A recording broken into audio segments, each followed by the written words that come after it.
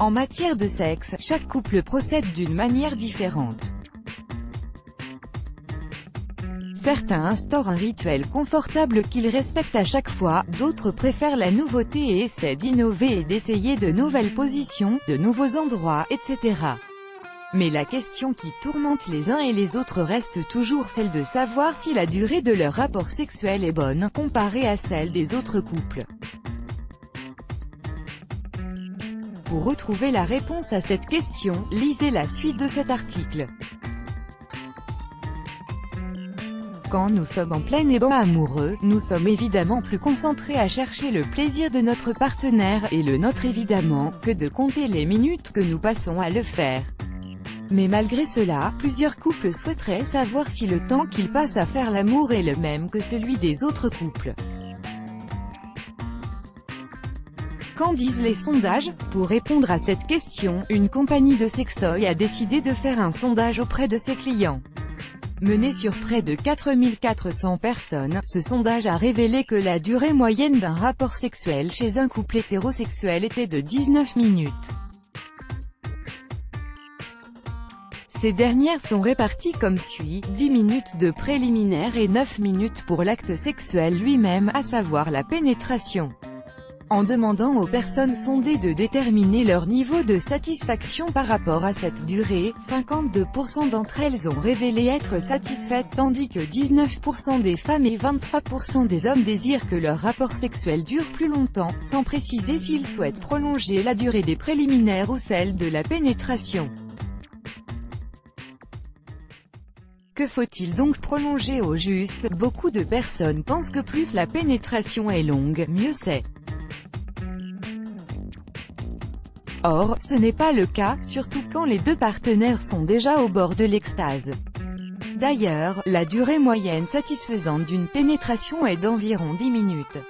En dépassant cette durée, les choses deviennent un tant soit peu ennuyantes. Ainsi, ce seront donc les préliminaires qu'il faudra prolonger davantage. En effet, plus les deux partenaires prennent leur temps pour explorer le corps l'un de l'autre, le stimuler et s'attarder sur ces différentes zones érogènes, plus ils font augmenter leur désir et plus ils pourront atteindre facilement l'orgasme.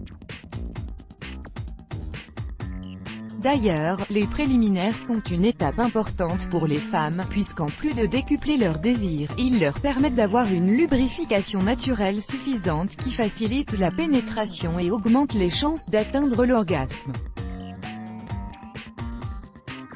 Il est donc recommandé de mettre les bouchées doubles, et d'accorder 20 minutes, à la place des 10 révélés par le sondage, aux baisers langoureux, caresses et autres jeux érotiques.